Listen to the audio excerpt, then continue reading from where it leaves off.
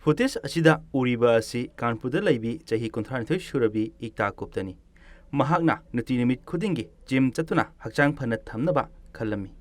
Footage ꯑꯁꯤꯗ ꯎꯔꯤꯕ ꯑꯁꯤ ꯃꯍꯥꯛꯅ ꯖꯤꯝ ꯁꯥꯟꯅꯕ ꯂꯥꯛꯄꯒꯤ ꯐꯨꯇꯦꯖꯅꯤ, ꯑꯗꯨꯕꯨ ꯏꯛꯇꯥ ꯒꯨꯞꯇꯥꯅ ꯖꯤꯝꯗ ꯂꯥꯛꯂꯕ ꯃꯇꯨꯡ ꯋꯥꯔꯛꯑꯥꯎꯠ ꯇꯧꯕ ꯂꯣꯏꯔꯒ ꯌꯨꯝꯗ ꯆꯠꯈꯤꯔꯝꯃꯤ꯫ ꯑꯗꯨꯕꯨ ꯏꯛꯇꯥ ꯒꯨꯞꯇꯥꯅ ꯌꯨꯝꯗ ꯆꯠꯈ꯭ꯔꯕꯁꯨ ꯌꯨꯝꯗꯗꯤ ꯏꯛꯇꯥ ꯒꯨꯞꯇꯥ ꯍꯜꯂꯛꯂꯝꯈꯤꯗꯦ꯫ ꯃꯍꯥꯛꯅ ꯌꯨꯝꯗ ꯍꯜꯂꯛꯇꯕ ꯑꯁꯤ ꯃꯍꯥꯛꯀꯤ ꯃꯄꯨꯔꯣꯏꯕ ꯔꯥꯍꯨꯜ ꯒꯨꯞꯇꯥꯅ ꯄꯥꯈꯠꯄ ꯐꯥꯎꯔꯝꯃꯤ꯫ ꯑꯃꯨꯛꯁꯨ ꯔꯥꯍꯨꯜꯅ ꯈꯟꯖꯩ ꯃꯥꯒꯤ ꯅꯨꯄꯤ ꯏꯛꯇꯥꯅ ꯃꯥꯒꯤ ꯃꯃꯥꯟꯅꯕꯤꯒꯤ ꯌꯨꯝꯗ ꯆꯠꯂꯝꯒꯅꯤ, ꯃꯔꯝ ꯑꯁꯤꯅ ꯌꯨꯝꯗ ꯂꯥꯛꯇꯕꯅꯤ ꯍꯥꯏꯅ ꯈꯜꯂꯝꯈꯤ꯫ ꯑꯗꯨꯝ ꯑꯣꯏꯗꯨꯅꯁꯨ ꯏꯛꯇꯥꯅ ꯌꯨꯝꯗ ꯍꯜꯂꯛꯃꯟꯗꯕꯗꯨꯗ ꯔꯥꯍꯨꯜꯅ ꯏꯛꯇꯥꯒꯤ ꯃꯃꯥꯟꯅꯕꯤꯗ ꯀꯣꯜ ꯇꯧꯗꯨꯅ ꯏꯛꯇꯥ ꯂꯥꯛꯄ꯭ꯔꯥ ꯍꯥꯏꯅ ꯍꯪꯂꯝꯈꯤ꯫ ꯑꯗꯨꯕꯨ ꯏꯛꯇꯥꯒꯤ ꯃꯃꯥꯟꯅꯕꯤꯁꯤꯡꯅ ꯏꯛꯇꯥ ꯂꯥꯛꯇꯦ ꯍꯥꯏꯅ ꯈꯨꯝꯂꯝꯃꯤ꯫ ꯔꯥꯍꯨꯜꯅ ꯏꯛꯇꯥꯒꯤ ꯐꯣꯟꯗ ꯀꯣꯜ ꯇꯧꯕ ꯃꯇꯝꯗ ꯁ꯭ꯋꯤꯆ ꯑꯣꯐ ꯂꯩꯕ ꯑꯗꯨꯅ ꯔꯥꯍꯨꯜꯒꯤ ꯃꯐꯝꯗ ꯆꯤꯡꯅꯕ ꯄꯥꯈꯠꯄ ꯐꯥꯎꯔꯝꯃꯤ꯫ ꯑꯃꯨꯛꯁꯨ ꯔꯥꯍꯨꯜꯅ ꯏꯛꯇꯥ ꯍꯜꯂꯛꯀꯅꯤ ꯍꯥꯏꯕꯒꯤ ꯊꯥꯖꯕꯒ ꯂꯣꯏꯅꯅ ꯉꯥꯏꯔꯝꯃꯤ꯫ ꯑꯁꯨꯝꯅ ꯅꯨꯃꯤꯠ ꯇꯥꯔꯝꯃꯤ꯫ ꯔꯥꯍꯨꯜꯒꯤ ꯃꯐꯝꯗ ꯄꯨꯂꯤꯁ, ꯃꯃꯥ ꯃꯄꯥ ꯑꯃꯗꯤ ꯃꯤꯗꯤꯌꯥꯒꯤ ꯃꯐꯝꯗ ꯏꯛꯇꯥ ꯑꯁꯤ ꯀꯗꯥꯏꯗ ꯆꯠꯈ꯭ꯔꯕꯅꯣ ꯍꯥꯏꯅ ꯍꯪꯅꯔꯝꯃꯤ꯫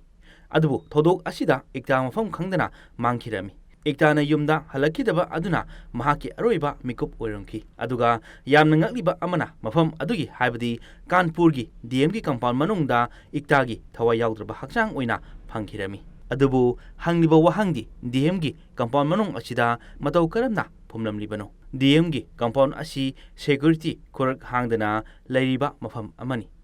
ꯍꯥꯏꯔꯤꯕ ꯃꯌꯥꯝ ꯑꯁꯤ ꯈꯪꯅꯔꯛꯄꯗꯒꯤ ꯌꯥꯝꯂꯕ ꯃꯤꯌꯥꯝꯅ ꯑꯉꯛꯄ ꯀꯌꯥ ꯑꯃ ꯑꯣꯏꯅꯔꯝꯃꯤ꯫ ꯃꯐꯝ ꯑꯗꯨꯗ ꯃꯇꯧ ꯀꯔꯝꯅ ꯆꯪꯗꯨꯅ ꯏꯛꯇꯥꯕꯨ ꯐꯨꯝꯂꯝꯂꯤꯕꯅꯣ ꯍꯥꯏꯕ ꯑꯁꯤꯅꯤ꯫ ꯊꯧꯗꯣꯛ ꯑꯁꯤ ꯃꯇꯧ ꯀꯔꯝꯅ ꯊꯣꯛꯈꯤꯕꯅꯣ ꯍꯥꯏꯕ ꯋꯥꯔꯤ ꯑꯁꯤ ꯂꯣꯏꯕꯐꯥꯎ ꯇꯥꯃꯤꯟꯅꯔꯒ ꯈꯪꯃꯤꯟꯅꯁꯤ꯫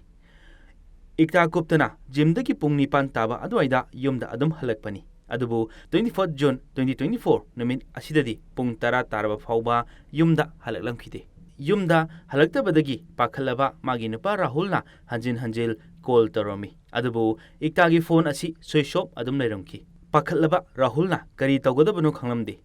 ꯔꯥꯍꯨꯜꯅ ꯀꯔꯤ ꯇꯧꯁꯤꯒꯦ ꯍꯥꯏꯅ ꯋꯥꯈꯜ ꯈꯜꯂꯝꯃꯤ꯫ ꯉꯥꯏꯍꯥꯛ ꯋꯥꯈꯜ ꯈꯜꯂꯕ ꯃꯇꯨꯡ ꯖꯤꯝ ꯄꯨꯟꯅ ꯁꯥꯟꯅꯃꯤꯟꯅꯕ ꯏꯛꯇꯥꯒꯤ ꯃꯃꯥꯟꯅꯕꯤꯗ ꯀꯣꯜ ꯇꯧꯗꯨꯅ ꯏꯛꯇꯥꯒꯤ ꯃꯔꯝꯗ ꯍꯪꯂꯝꯃꯤ꯫ ꯃꯃꯥꯟꯅꯕꯤ ꯑꯗꯨꯅ ꯍꯥꯏꯔꯛꯄꯗ ꯏꯛꯇꯥ ꯄꯨꯡ 6ꯇ ꯖꯤꯝꯗ ꯂꯥꯛꯂꯝꯃꯤ, ꯑꯗꯨꯒ ꯄꯨꯡ 8 ꯇꯥꯕꯗ ꯌꯨꯝꯗ ꯍꯜꯂꯅꯤ ꯍꯥꯏꯗꯨꯅ ꯆꯠꯈ꯭ꯔꯕꯅꯤ꯫ ꯑꯗꯨꯕꯨ ꯑꯗꯨꯒꯤ ꯃꯇꯨꯡꯗ ꯃꯐꯝ ꯀꯗꯥꯏꯗ ꯆꯠꯈꯤꯕꯒꯦ, ꯃꯤꯑꯣꯏ ꯀꯅꯥꯒ ꯆꯠꯈꯤꯕꯒꯦ ꯍꯥꯏꯕ ꯀꯅꯥꯅꯁꯨ ꯈꯪꯂꯝꯗꯦ꯫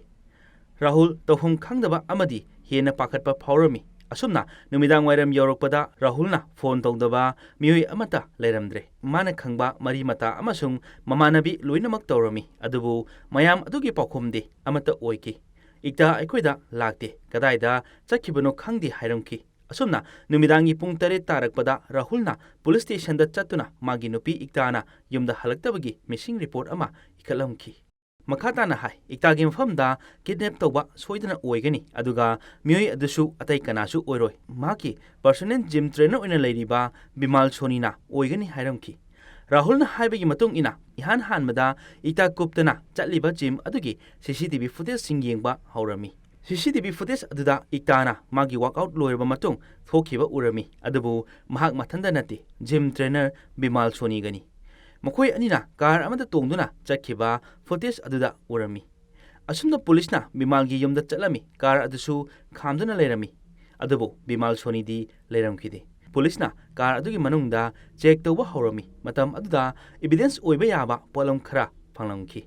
ꯏꯛꯇꯥꯒꯤ ꯑꯀꯥꯏ ꯑꯇꯣꯏ ꯑꯣꯏꯔꯕ ꯈꯨꯖꯤ ꯑꯗꯨꯒ ꯃꯍꯥꯛꯀꯤ ꯏꯟꯅꯐꯤ ꯑꯃ ꯇꯥꯔꯝꯈꯤ꯫ ꯏꯕꯤꯗꯦꯟꯁ ꯑꯗꯨꯅ ꯇꯥꯛꯄꯗꯤ ꯏꯛꯇꯥꯒꯤ ꯃꯐꯝꯗ ꯀꯔꯤꯒꯨꯝꯕ ꯊꯣꯛꯍꯟꯅꯤꯡꯗꯕ ꯊꯧꯗꯣꯛ ꯊꯣꯛꯂꯝꯒꯅꯤ ꯍꯥꯏꯕꯒꯤ ꯆꯤꯡꯅꯕ ꯂꯩꯔꯝꯃꯤ꯫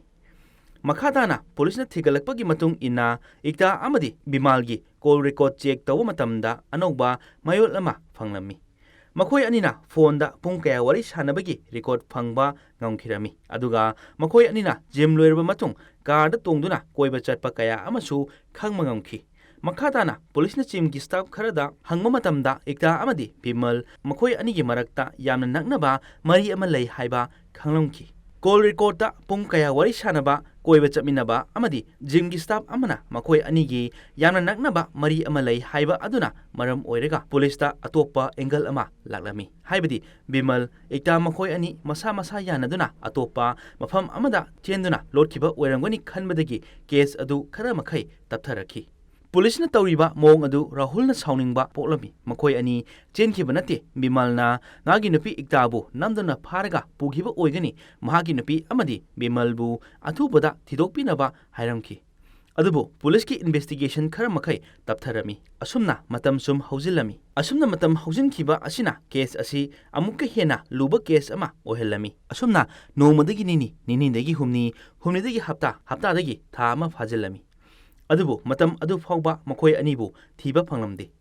पुलिस की थियोरीददी बिमाल अमदी एकता मखोय अनि मसा यानरगा चेनखिबा ओइरंगनी हाइबगे थियोरीदा अदुम लेरमी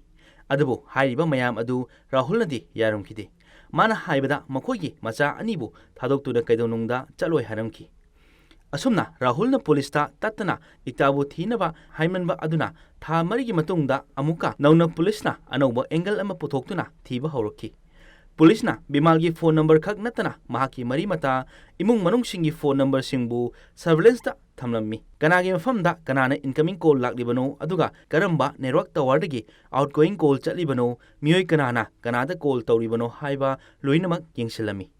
असुमना येंगसिलबा मतुंग नोंगमा हौखिरमी नोंगमा इथा थाजदना करिगुंबा अमा खंगमंगलमी बिमालगी रिलेटिव अमगी फोनदा इखंग खंगुदना याम तोइना अनयूजुअल एक्टिविटी उरमकी हारिबा फोन अदुदगी फोन कनेक्ट तौरमी अदुगा कॉल अदुबो पाइखलकलिबा मियोय अदुदी अतै कनासु नति बिमाल सोनीनी असुमना मखोयना वरी सानरिबा असि करंबा मफमदगिनो हाइना ट्रेस तौरमी असुमना लोकेशन अदु कानपुरगी मफम अमदा लई हाइबा खंगलमखि अदुगा हप्ता खरगी ममांगदगी मफमदा चतुना हाइबदी लोतुना लैरखिबनी पुलिसता लोकेशन खंगलबनीना मखोयना मतम मांगहंदना मफम अदुदा चंगलमी अदुगा मखोयना थीबा हुंबा तौरमी असुना 25 अक्टोबर 2024 नुमित असिदा बिमल सोनी पुलिसना फाबा ngamkhirami बिमल फारबा मतुंगदसु हाइरिबा केस असि अराइबा अमदी ओइरमदे पुलिसना हंगबदा बिमलना अमुक हाइदुना सेमजिन साजिनबा वरी कया अमा लिरमी पुलिसना अकनबा मोंगदा हंगबदा इक्ता असि महांगना हातुना गंगा तुरेलदा हुंदोखरे हाइ अमुकना जंगल अमदा हुंदोखरे हाइ असेंगबा अमता हाइरमदे पुलिसना हाइरिबा मफमसिंग अदुदा थीबा हुंबा तौरमी अदुबु मखोयदा करिसु फंगलमदे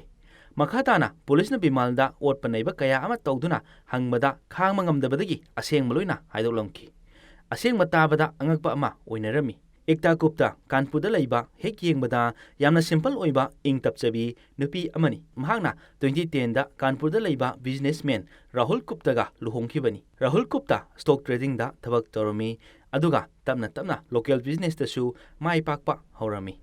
असुमना लुहोंगनबा मतुंग चही खरदी याम इंग तपना नुंगाइना लेरमी राहुल गुप्तना बिजनेस दा माइ ओनसिलमी इक्ताना युंगी थबक इंखांग तौरमी इहान हाना 2012 दा मचानुपी अमा फंगजरमी अदुगी मतुंग 2014 दा मचानुपा अमा फंगजरमी असुमना मखोय इमुंग मनुंग नुंसी चानना नुंगाइना लेरमबनी मखोय इमुंग मनुंगी ओइनदी इक्ताकुप्ता असि यामना फबी इंग तपचबी ममौनुपी अमा ओइरमखि मतोंगी मतुंगिना अहोंगमा लाखि अंगांग अनिसु स्कूल चटपा हौरमी राहुलसु महाकी बिजनेसता यामना चिंजरमी मतम अदुदा इक्तागी ओइनदी मांगोंदा अहांगमा मतम खरा फंगजरमी मतम अदुदा महाकी चही असि 30 सुरमखि अदुगा महाकना हक्चांगबु फिटनेस ओइना लैबा पामनमी मतम अदुदा महाकना जिम चलगा मेंटेन तौदुना थंगे हाइना खलमखि असुमना ग्रीन पार्क स्टेडियमगी मनाक्ता लैबा जिम अमदा चलमी इक्तागी मफमदा जिम असि महाकी फिटनेस सेंटर खक नतना महाकी पुंसिगी रूटीन अमसु ओइरमी अयुकी पुंग 6 तगी युमदगी चटपा जिमदा वर्कआउट तौबा लोइरबा मतुंग युमदा पुंग 9 अदवाइदा हलकपनी हारिबा मतम असि महाकी नुतिगी रूटीन अमनी असुमना इक्ताना जिम अदुगी ट्रेनर ओइरिबा बिमाल सोनीगा थेंगनरमी हौरकपददी मखोय अनि हाइबदी जिम ट्रेनर अमगा नौना जिम अदुदा जॉइन तौरकलिबा मियोय अमगा नॉर्मल ओइना वारी वताई सानबा इचमचमना तापी तंबिबा तौरमी मखोय अनिगी वारी वताई असिना कोना ममैदा मखोयदा तोंगानबा अमा ओइरमी मखोय अनिना वारी वताई तौबदा यामना त्रोत्रो तौदुना हाइबदी यामना फ्रेंडली ओइना मखोय अनिना वारी सानरमी असुमना मखोय अनि मरुप अमा ओइनासु तिनबा हौरखि मधुगी मखा ताबदा मखोय अनि यामना क्लोज ओइदुना मरी अमा लाक्लमी असुमना बिमल सोनीना पुलिस दा हाय मखोय अनि याम नक्नबा मरी अमा थमलमी अदुगा मखोय अनिना जिम सानबा लोरबा मतुंग जिम अदुगी कार पार्किंग एरिया दा कार पार्क तौदुना वारी कया अमासु सानरमी ꯃꯈꯣꯏ ꯑꯅꯤꯒꯤ ꯃꯐꯝꯗ ꯄ꯭ꯔꯣꯕ꯭ꯂꯦꯝ ꯑꯣꯏꯈꯤꯕ ꯑꯁꯤ ꯕꯤꯃꯜꯅ ꯂꯨꯍꯣꯡꯅꯕꯒꯤꯗꯃꯛ ꯅꯨꯄꯤ ꯑꯃꯒ ꯏꯪꯒꯦꯖ ꯇꯧꯕꯗꯒꯤ ꯍꯧꯔꯛꯈꯤ꯫ ꯏꯛꯇꯥꯀꯨꯞꯇꯅ ꯅꯨꯄꯤ ꯑꯗꯨꯒ ꯂꯨꯍꯣꯡꯗꯅꯕ ꯍꯥꯏꯈꯤ꯫ ꯀꯔꯤꯒꯨꯝꯕ ꯅꯨꯄꯤ ꯑꯗꯨꯒ ꯂꯨꯍꯣꯡꯂꯕꯗꯤ ꯃꯈꯣꯏ ꯑꯅꯤꯒꯤ ꯃꯔꯤ ꯑꯗꯨ ꯅꯨꯄꯤ ꯑꯗꯨꯗ ꯍꯥꯏꯗꯣꯛꯀꯅꯤ ꯍꯥꯏꯅ ꯀꯤꯍꯜꯂꯝꯈꯤ꯫ ꯃꯗꯨꯅ ꯃꯔꯝ ꯑꯣꯏꯔꯒ ꯃꯈꯣꯏ ꯑꯅꯤꯒꯤ ꯌꯥꯝꯅ ꯅꯛꯅꯕ ꯃꯔꯤ ꯑꯗꯨ ꯈꯠꯅꯕ, ꯁꯥꯎꯅꯕ, ꯃꯔꯩ ꯇꯧꯅꯕ ꯍꯧꯔꯝꯃꯤ꯫ 24 ꯖꯨꯟ 2024ꯒꯤ ꯅꯨꯃꯤꯠꯇꯁꯨ ꯖꯤꯝꯗꯒꯤ ꯊꯣꯔꯛꯇꯨꯅ ꯀꯥꯔꯗ ꯐꯝꯗꯨꯅ ꯋꯥꯔꯤ ꯀꯌꯥ ꯑꯃ ꯁꯥꯟꯅꯔꯝꯃꯤ, ꯍꯥꯏꯕꯗꯤ ꯃꯔꯩ ꯀꯌꯥ ꯑꯃ ꯇꯧꯅꯔꯝꯃꯤ꯫ ꯏꯛꯇꯥꯅ ꯍꯥꯏ ꯀꯔꯤꯒꯨꯝꯕ ꯕꯤꯃꯜꯅ ꯅꯨꯄꯤ ꯑꯇꯣꯞꯄꯒ ꯂꯨꯍꯣꯡꯕ ꯇꯥꯔꯒꯗꯤ ꯃꯈꯣꯏ ꯑꯅꯤꯒꯤ ꯃꯔꯤ ꯑꯗꯨ ꯍꯥꯏꯗꯣꯛꯀꯅꯤ ꯍꯥꯏꯅ ꯀꯤꯍꯜꯂꯛꯄꯗꯒꯤ ꯕꯤꯃꯜ ꯁꯥꯎꯔꯛꯇꯨꯅ ꯏꯛꯇꯥꯗ ꯀꯤꯟꯅ ꯊꯤꯟꯈꯤꯕꯅꯤ꯫ ꯕꯤꯃꯜꯅ ꯀꯤꯟꯅ ꯊꯤꯟꯕ ꯃꯇꯝ ꯑꯗꯨꯗ ꯏꯛꯇꯥ ꯑꯗꯨ ꯋꯥꯟꯊꯈꯤꯔꯝꯃꯤ, ꯍꯥꯏꯕꯗꯤ ꯋꯥꯈꯜ ꯃꯥꯡꯈꯤꯔꯝꯃꯤ꯫ ꯋꯥꯈꯜ ꯃꯥꯡꯗꯨꯅ ꯂꯩꯔꯤꯉꯩꯗ ꯕꯤꯃꯜ ꯁꯣꯅꯤꯅ ꯏꯛꯇꯥꯕꯨ ꯈꯧꯔꯤ ꯃꯦꯠꯇꯨꯅ ꯍꯥꯠꯈꯤꯕꯅꯤ꯫ ꯄꯨꯂꯤꯁꯅ ꯃꯈꯥ ꯇꯥꯅ ꯍꯪꯕꯗ ꯏꯛꯇꯥꯕꯨ ꯍꯥꯠꯂꯕ ꯃꯇꯨꯡ ꯃꯍꯥꯛꯀꯤ ꯍꯛꯆꯥꯡ ꯃꯐꯝ ꯀꯗꯥꯏꯗ ꯊꯝꯕꯒꯦ ꯍꯥꯏꯅ ꯍꯪꯂꯝꯃꯤ꯫ ꯃꯇꯝ ꯑꯗꯨꯗ ꯕꯤꯃꯜꯅ ꯍꯥꯏ ꯕꯤꯃꯜꯅ ꯍꯥꯏꯔꯛꯂꯤꯕ ꯋꯥꯔꯤ ꯑꯗꯨ ꯇꯥꯕꯗ ꯌꯥꯝꯅ ꯑꯉꯛꯄ, ꯍꯥꯏꯕꯗꯤ ꯐꯤꯂꯝꯗ ꯇꯧꯔꯕꯁꯨ ꯑꯁꯦꯡꯕ ꯊꯧꯗꯣꯛꯇ ꯇꯧꯒꯅꯤ ꯍꯥꯏꯕꯒꯤ ꯊꯥꯖꯗꯕ ꯑꯃꯅꯤ꯫ ꯕꯤꯃꯜꯅ ꯗ꯭ꯔꯤꯁ꯭ꯌꯝ ꯃꯨꯚꯤ ꯌꯦꯡꯕꯗꯒꯤ ꯃꯉꯣꯟꯗ ꯑꯥꯏꯗꯤꯌꯥ ꯑꯃ ꯂꯥꯛꯈꯤ꯫ ꯏꯛꯇꯥꯒꯤ ꯍꯛꯆꯥꯡ ꯑꯁꯤ ꯃꯤꯌꯥꯝꯅ ꯌꯥꯝꯅ ꯁꯦꯐ ꯑꯣꯏ ꯍꯥꯏꯅ ꯈꯟꯅꯔꯤꯕ ꯃꯐꯝ ꯑꯃꯗꯤ ꯁꯦꯀ꯭ꯌꯨꯔꯤꯇꯤ ꯌꯥꯝꯅ ꯂꯩꯔꯤꯕ ꯃꯐꯝ ꯑꯃꯗ ꯐꯨꯝꯂꯕꯗꯤ, ꯍꯥꯏꯕꯗꯤ ꯍꯛꯆꯥꯡ ꯑꯗꯨ ꯂꯣꯠꯂꯕꯗꯤ ꯀꯅꯥꯅꯁꯨ ꯊꯤꯕ ꯐꯪꯂꯔꯣꯏ, ꯑꯗꯨꯒ ꯕꯤꯃꯜ ꯁꯣꯅꯤꯅ ꯃꯥꯒꯤ ꯃꯐꯝꯗ ꯀꯔꯤ ꯇꯧꯈꯤꯕꯅꯣ ꯍꯥꯏꯕ ꯑꯗꯨꯁꯨ ꯈꯪꯕ ꯉꯝꯂꯔꯣꯏ ꯈꯟꯗꯨꯅ ꯃꯍꯥꯛꯅ ꯀꯥꯟꯄꯨꯔꯒꯤ ꯗꯤꯑꯦꯝꯒꯤ ꯀꯝꯄꯥꯎꯟ ꯃꯅꯨꯡꯗ ꯆꯪꯗꯨꯅ ꯃꯐꯝ ꯑꯃ ꯊꯤꯔꯝꯃꯤ, ꯑꯗꯨꯒ ꯃꯤꯇꯔ 10ꯃꯨꯛ ꯂꯨꯅ ꯂꯩꯕꯥꯛ ꯇꯧꯊꯣꯛꯂꯒ ꯏꯛꯇꯥꯒꯤ ꯐꯤꯔꯣꯜꯁꯤꯡ ꯑꯗꯨꯁꯨ ꯌꯥꯎꯅ ꯃꯐꯝ ꯑꯗꯨꯗ ꯐꯨꯝꯈꯤꯕꯅꯤ꯫ ꯑꯗꯨꯒꯤ ꯃꯇꯨꯡꯗ ꯃꯍꯥꯛꯀꯤ ꯐꯣꯟ ꯑꯃꯗꯤ ꯏꯛꯇꯥꯒꯤ ꯐꯣꯟ ꯑꯗꯨꯁꯨ ꯊꯨꯒꯥꯏꯗꯨꯅ ꯍꯨꯟꯗꯣꯛꯈꯤꯔꯝꯃꯤ, ꯃꯈꯣꯏꯗ ꯇ꯭ꯔꯦꯁ ꯇꯧꯕ ꯉꯝꯗꯅꯕ꯫ ꯑꯗꯨꯒꯤ ꯃꯇꯨꯡꯗ ꯀꯥꯟꯄꯨꯔ ꯊꯥꯗꯣꯛꯇꯨꯅ ꯂꯣꯠꯈꯤꯕꯅꯤ꯫ ꯍꯥꯏꯔꯤꯕ ꯊꯧꯑꯣꯡ ꯑꯁꯤ ꯗ꯭ꯔꯤꯁ꯭ꯌꯝ ꯃꯨꯚꯤꯗ ꯇꯧꯈꯤꯕ ꯑꯗꯨꯃꯛ ꯕꯤꯃꯜꯅ ꯇꯧꯈꯤꯕꯅꯤ꯫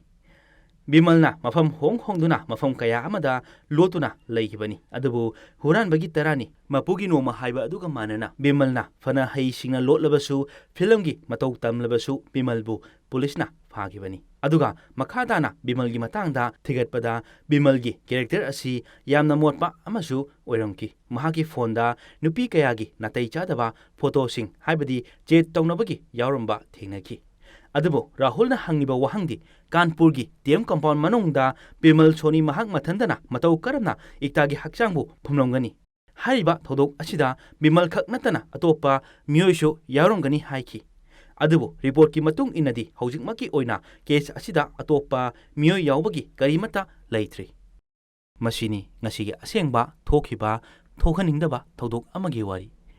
ꯋꯥꯔꯤ ꯑꯁꯤ ꯇꯥꯕꯤꯔꯕ ꯃꯇꯨꯡꯗ ꯑꯗꯣꯝꯗ ꯀꯔꯤ ꯐꯥꯎꯕꯒꯦ? ꯍꯥꯏꯕꯗꯤ ꯏꯛꯇꯥꯀꯨꯞꯇꯅ ꯂꯥꯜꯂꯤꯕ꯭ꯔꯥ ꯅꯠꯇ꯭ꯔꯒꯅ ꯕꯤꯃꯜ ꯁꯣꯅꯤꯅ ꯂꯥꯜꯂꯤꯕ꯭ꯔꯥ ꯍꯥꯏꯕ ꯑꯗꯨ ꯃꯌꯥꯝꯅ ꯀꯃꯦꯟꯗ ꯍꯥꯏꯕꯤꯔꯝꯃꯨ, ꯑꯗꯨꯒ ꯂꯥꯏꯛ ꯇꯧꯕ ꯃꯇꯝꯗ ꯍꯥꯏꯞ ꯑꯃꯃꯝꯇꯪꯁꯨ ꯇꯧꯕꯤꯔꯝꯃꯨ꯫ ꯆꯦꯅꯦꯜ ꯑꯁꯤꯕꯨ ꯁꯄꯣꯔꯠ ꯇꯧꯕꯤꯗꯨꯅ ꯑꯗꯣꯝꯒꯤ ꯑꯣꯏꯕ ꯀꯃꯦꯟ ꯑꯃꯃꯝꯇꯪ ꯄꯤꯕꯤꯕꯒ ꯂꯣꯏꯅꯅ ꯆꯦꯅꯦꯜ ꯑꯁꯤꯕꯨꯁꯨ ꯁꯕꯁꯀ꯭ꯔꯥꯏꯕ ꯇꯧꯕ ꯀꯥꯎꯕꯤꯒꯅꯨ꯫ ꯉꯁꯤꯒꯤ ꯑꯣꯏꯅꯗꯤ ꯃꯇꯥꯡ ꯑꯁ꯭ꯋꯥꯏꯗ ꯂꯣꯏꯁꯤꯟꯖꯔꯒꯦ꯫ ꯃꯊꯪꯒꯤ ꯑꯅꯧꯕ ꯋꯥꯔꯤ ꯑꯃꯗ ꯑꯃꯨꯛ ꯊꯦꯡꯅꯔꯁꯤ꯫